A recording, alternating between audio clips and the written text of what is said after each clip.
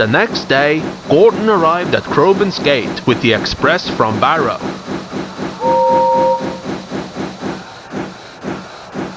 One of his passengers that got out was a young man in his late teens. He walked towards Skarloey, who was waiting at the station. Hello there. Hello, Skarloey. Skarloey thought for a moment about asking how he knew his name, but remembered how famous he was, not to mention had his name on his sides. My name is J.S. J.S. Clockner III. The name sounds vaguely familiar. You're J.S. Clockner III, so I assume there was a first and second. Have they ever visited here? Yes, they both have. My grandfather, J.S. Clockner I, was evacuated here during World War II. My father, J.S. Clockner II, came here during the late 60s, when the rest of Great Britain was scrapping steam like there was no tomorrow. I never came here as a child. In fact, this is my first time on Sodor. Well, unlike your father and grandfather, things are far more peaceful on Sodor right now. Though not as peaceful as they could be. I heard there was a temporary manager on the Northwestern Railway. Indeed there is. I hope he's not overly strict, more so than the Fat Controller would be. Well, I'd better get on. This is my first stop on Sodor. Wait, first I'm curious. What does JS stand for? It stands for Josh Shale. Oh, thanks. You're welcome. And JS got on board and Skarloey set off.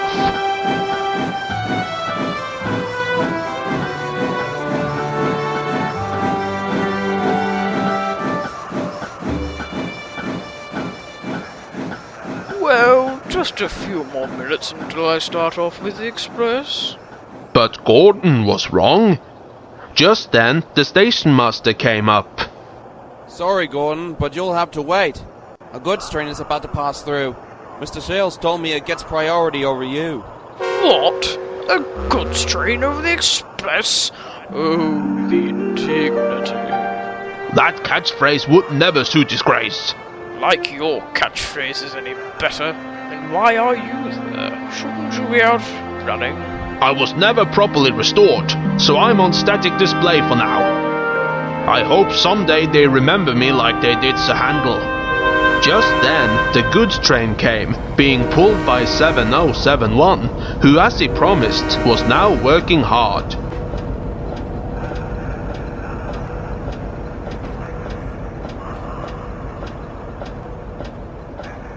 He's not even running on the right road. Well, I mean he is, but he's not on the correct one.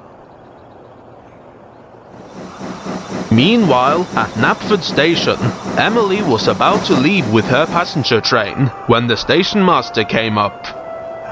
I'm sorry, Emily, but Mr. Shale has ordered that you be taken off this train and placed on a goods. But why? He didn't say, but I think it best we obey his orders, at least for now. Yes, sir. That evening, the narrow gauge engines were gathered at the sheds. I can't believe Gordon had to wait with his express for a goods train to come through. And to make matters worse, it happened on the day when we had a visitor who was on Sodor for the first time. I'm just glad that I left before he had to see that. Mr. Shale's really leaving a bad impression on the Northwestern Railway. I heard he took Emily off passenger duty as well. And then there's Henry, who's been sitting on the siding all day. Usually by now he'd be in the works. I hope J.S. doesn't meet Mr. Shale personally. Who is J.S.? He's the visitor I mentioned before. He was on my first train of the day. And your only passenger train, I might add. I've noticed that most of you have spent almost your time at the Blue Mountain Quarry. With Duke on static display, Bertram, Marty Mac, and Freddy being gone, and the rest of you being at the quarry, has been taking almost all the passenger trains. I may prefer passengers, but I'd like to see the quarry for a change. And I'm sure you will too before too long. I too would prefer passengers over stone, so long as I don't have to take any cattle car. Don't you get tired of calling them that? Well, perhaps I have been a little harsh lately. I guess they are better than freight cars, especially that evening maintenance run we've had to share while Rusty is being mended. Aye, who's running it tonight? It's Peter Sam's turn. It's almost time for it, isn't it? Yes, it is. In fact, it's time for me to go now. I don't mind the extra work. My special funnel makes the job easier anyway. Skarloey and Rheneas looked at each other, thinking the same thing. Peter Sam's twin, Edward Thomas, had also been fitted with the same special funnel, known as a gisel.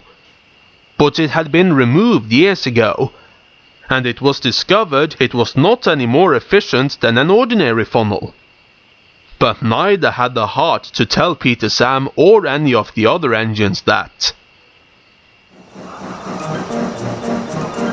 Phew, today was rough. I'm glad Doc and Oliver are taking the first instead of me and Tomish. Percy was surprised to see that Spencer was at Tidmouth Sheds, and that all the birds were taken except one. But he didn't think anything of it until... Halt! Tender engines only. What? What do you mean? Shall I tell him, Spencer? Might as well.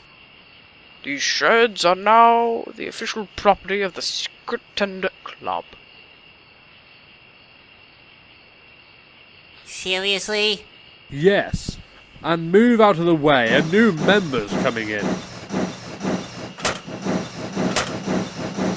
Just had to be kind-wise, Edward. Would have rather have had Henry or even Murdoch, but they're both being mended.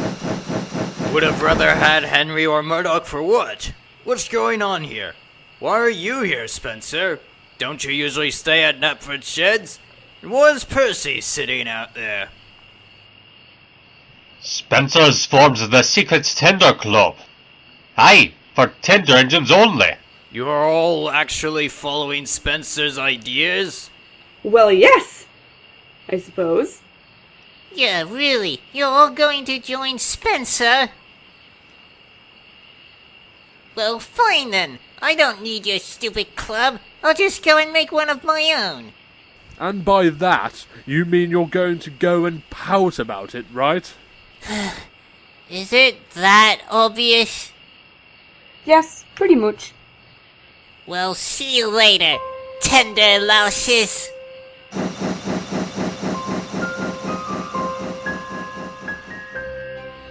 Well, I'm not standing for this cruelty. I'm going to stay at Wellsworth with Boko. But before I leave, I wish to remind you, Gordon and James, why that tank engine you just turned away was brought to Sodor in the first place.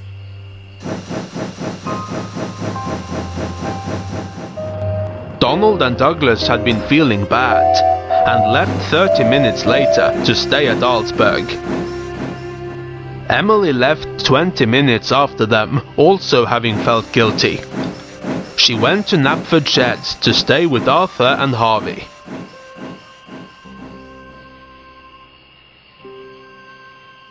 Meanwhile, Percy had no idea, and puffed sadly to Farquhar Sheds. He knew Thomas and Toby would be there. Sure enough, they were. Daisy had not returned yet, however. Let me guess. The Secret Tender Club wouldn't let you in Tidmouth. That is correct. It was only Spencer, James, and Donald when I was there. Have others come? Yeah, Douglas, Gordon, Emily, and Edward came after me. I don't think Edward will stay there long, though, and neither will the others if they have any sense. Gordon and James might stay, and maybe Emily. But I think Don and Douglas will leave before long, and I'll bet my dough that Edward left within 60 seconds of you leaving, Percy. Come to think of it, Toby, you didn't have to come here. You always stay at Allsdale End when you're not here. Yeah, but I wanted to stay with you too.